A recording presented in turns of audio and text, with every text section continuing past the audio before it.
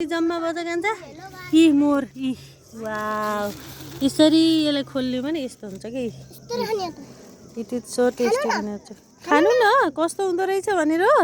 सानी सानैमा हाम्रो खाजा यही हो त ए हो अब मलाई मेरो भदैले खाने तरिका सिकाउँदैछ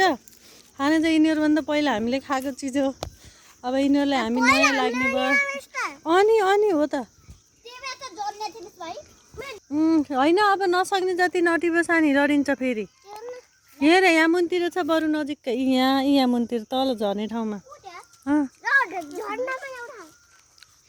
म एकचोटि लोट्याएँ नि यो रुखबाट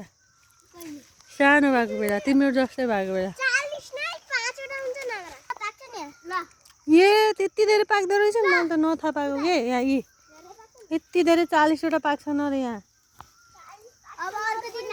अनि ए 50 वटा पनि हो हो यी काँचाहरू पनि फेरि पाक्ने रहेछन् है है यति धेरै भइसक्यो अरे यी वा अब घर गएर खाने हस् जे भए पनि